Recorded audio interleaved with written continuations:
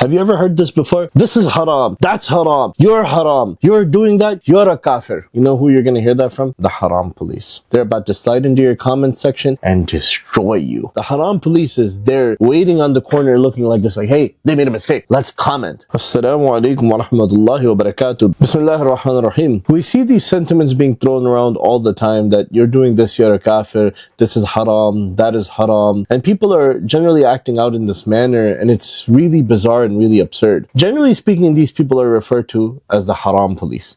What is the haram police? The haram police are people who imagine themselves like sort of the Middle Eastern religious police force. Most of these people in the haram police are not very well educated. They're not appointed by anybody to monitor the internet or to keep it in check. They're just self-appointed, self-absorbed people who are in all the nooks and crannies of the internet looking for people who are doing possibly something wrong and telling them what you're doing is haram and you need to cease the actions, otherwise you're going to end up in the hellfire. They take judgment into their own hands. They don't even let Allah subhanahu wa ta'ala judge people. They decide that, hey, I'm the judge, I'm the jury, I'm the executioner, and I'm going to tell you what your punishment is. A lot of times the sentiment may even be expressed over something which is wrong, and they may be right in the element of telling people that what is happening is wrong, but the way they're doing it, the words they're using, the methods they're using, they're completely incorrect. That this wasn't even the way the Prophet ﷺ used to address people who committed sins. So who are they to address people like that? A lot of times they find themselves, the haram police, on such pages which any Muslim should never find themselves on. I don't know why they're there, how they found themselves there, but they're there in the comment section telling this person what they're doing is haram. Should have never been on that page, bro. I remember reading about a Turkish actress who played a role of, I think, Halima Sultan in the show Ertugrul. In Pakistan, because they dubbed it in Urdu, it became like a huge phenomenon. A lot of people were watching it. So then a lot of those same people, mostly men, started following her on social media. And she's an actress, so she would post her pictures in, like, I guess, suits and sleeveless dresses and even like a swimsuit, and people got upset. They're like, oh, you're Halima Sultan. How are you going to desecrate her honor? She's an actress.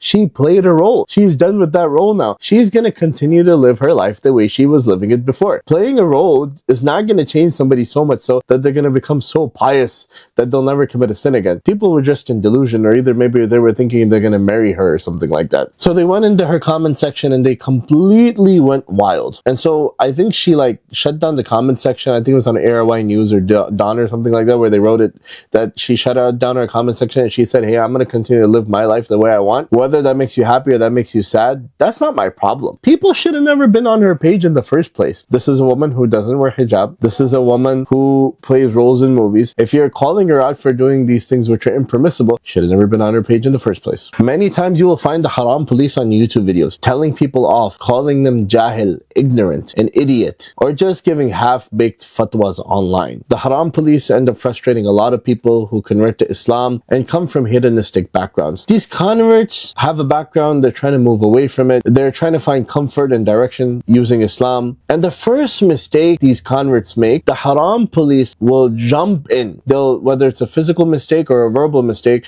the haram police is there waiting on the corner looking like this, like, hey, they made a mistake, let's comment. And they're gonna immediately arrest this individual, drop them off at the gates of hell and tell them, you have failed your mission. Recently, I saw some influencers who accepted Islam, and they come from pretty bad backgrounds. Their backgrounds, whether it's social media or the people they hung out with, was just not a good background. But now they become Muslim, they're trying to do better. So they have a lot of posts from before which are pretty un-Islamic. But sometimes these people, they have collaborations, sometimes they have contracts, sometimes they have to leave up this content for some time before they can take it down. And because of this, it's not that easy. Sometimes you have to pay multiple penalties to take some content down. So you have to understand that they're not coming from an easy position. Many times we give a pass to born Muslims who have a bad background. Maybe they've been selling alcohol for years. Oh, well, you know, you have to understand he's been doing it for so long. These people weren't even Muslim before. You have to give them some time. You have to give them a pass, and you have to pray that they get connected with some good people. You can't just jump into the comment section and be like, hey, take down all your old content, otherwise you're going to hell. Oh, otherwise God will punish you. You have to be kind. You have to have wisdom. You can't just yell, remove the picture, it's haram. So in summation, we need to let people who are equipped with and understand the deen well handle these situations